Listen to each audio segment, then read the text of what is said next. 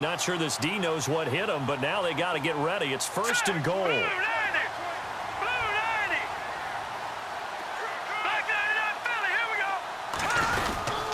They'll run for it with Cook.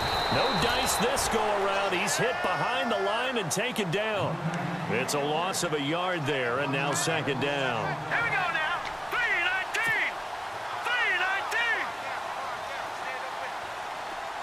3-19. Now they bring a receiver in motion right.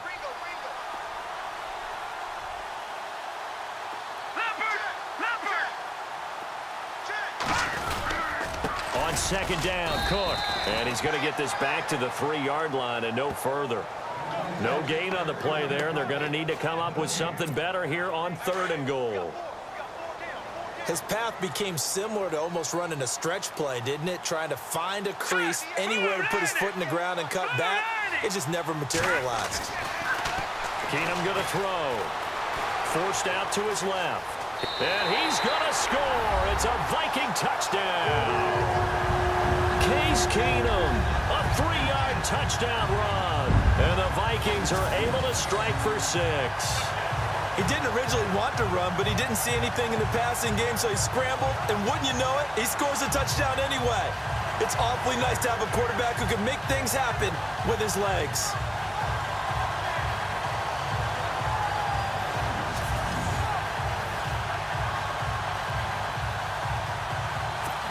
Kai Forbath on for the extra point.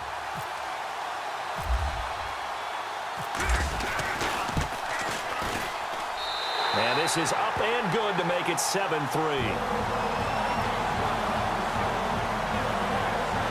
A drive that time of 6 plays. And it ends with a 3-yard scoring run.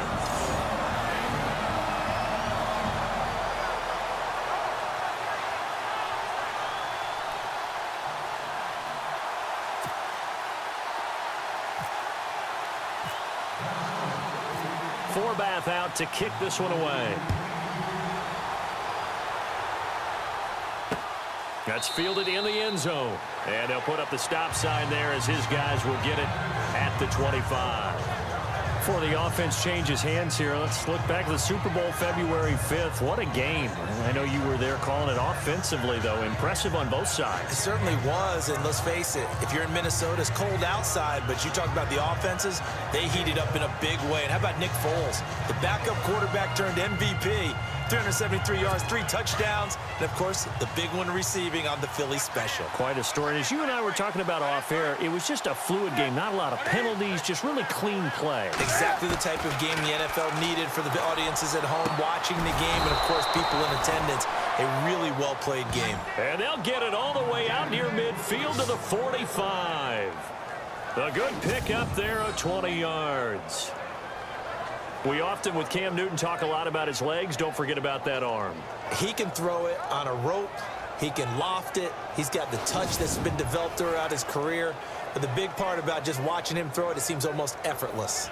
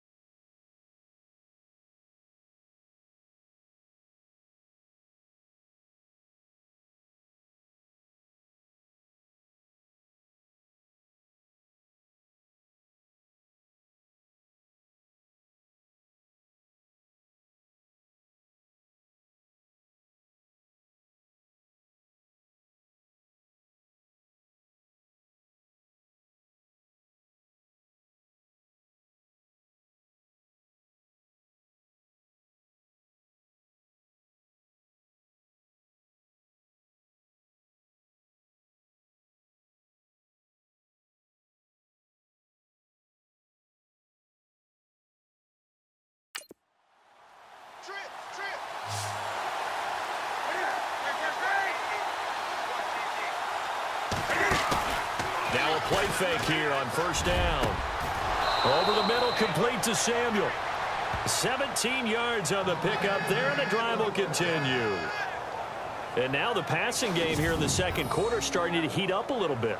Don't you feel the rhythm starting to happen, right? You see it now. The confidence is starting to rise. I think now as a play caller, because that has happened, you lean on it a little bit more. You don't go totally away from running the football, but you do say, guess what? We can throw it. We can throw it well with a whole lot of confidence.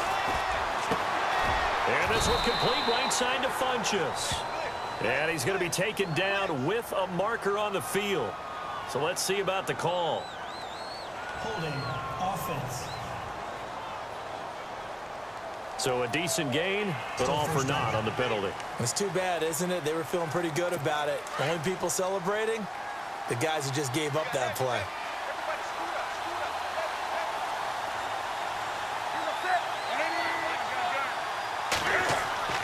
Back to throw, Newton. And the tight end, Dixon, left side. And the stop here will come at the 38-yard line. He'll get the penalty yardage back exactly, 10 yards, as they'll get it to 2nd and 10. When you execute a drag or a crossing route really well and give them a chance to let it develop a little bit, you can gain some significant yardage hitting your tight end on that one.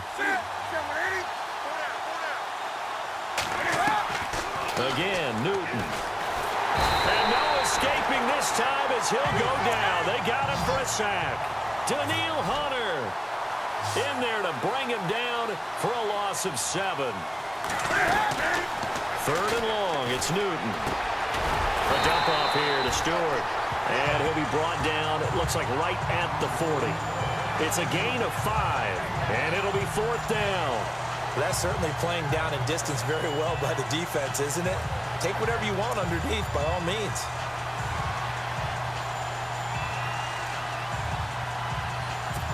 So coming on now is the field goal unit. They're going to try for 3, and he'll need all the leg he's got here. They'll spot it at the 47, so call it a 57-yard attempt.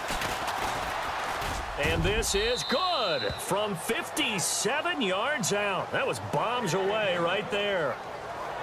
So a good kick there, and they finish off the drive with 3. And that should be the goal for an offense. Finish each drive with points. So that's a nice job there to come away with at least something.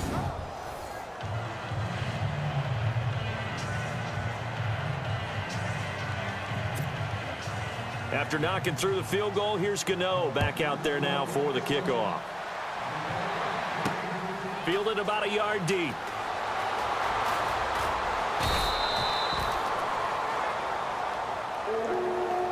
Anytime you field a kickoff inside your own end zone, you've got to be decisive about whether you're bringing it out or not. Sometimes that indecision can really cost you. That may have been what happened on that play. CD, I want to get your thoughts on some potential free agents this offseason before we change the possession here. Now, caution, many of these guys could be resigned, I know, but who are some of them? Kirk Cousins is one. Yeah, we're talking about difference makers. Kirk Cousins at the quarterback position. He's going to be coveted around the league by quarterback-needy teams. Case Keenum had a big year. Could he move? But how about running backs? Le'Veon Bell, Dion Lewis, some pass catchers, Jimmy Graham, Jarvis Landry, Sammy Watkins. And about the guy who goes and gets quarterbacks, DeMarcus Lawrence had a monster year for Dallas last season. Yeah, a lot of big names. Oh, you saw that one coming. It's intercepted, thrown back across his body. It's the safety, Kurt Coleman, and he'll get this back to the 32-yard line. All right. Now, never mind, Larry. Forget your halftime report. Apparently, we are set for the third quarter of action already. Fielded about a yard deep. And a pretty good return here. He'll be stopped just shy of the 25 at the 24-yard line. Now Case Keenum and the offense heading back onto the field. And he's had some time to chew on that interception he threw on his last drive back in the first half. Well, normally we say, want to get him right back out on the field and play again, right? But as you mentioned, had the halftime, had to stew about it a little bit. Maybe he'll have a chance to relax a little and kind of laugh and chuckle and let it go. He'll hope to respond positively here to start the third quarter. That one good for 10 yards. And that'll make it 2nd and a foot or so. Partner, I remember a coaching friend of mine used to tell his running backs before games, make sure you run and jog with your offensive line in pregame. Get used to the ground shaking when those big behemoths start to create space for you up front. He did a pretty good job of just following those guys through there for a nice explosive run.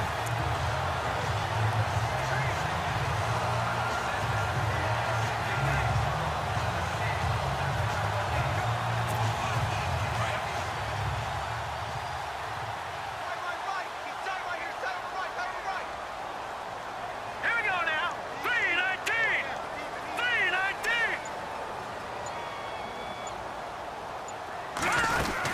They run it again with Cook.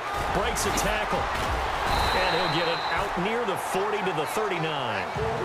They get 5 out of that one, and it moves the chains.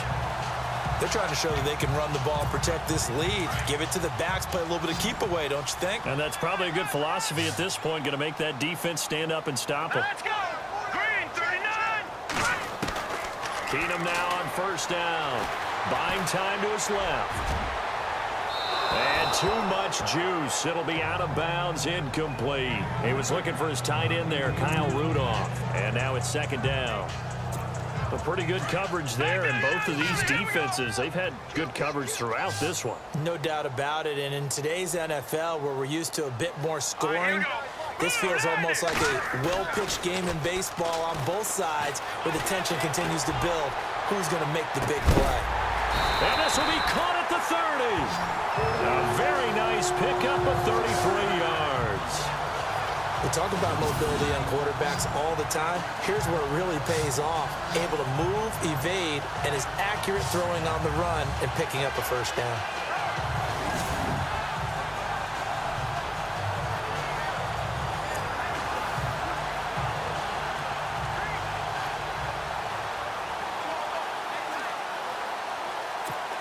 Offense comes to the line now, 1st and 10.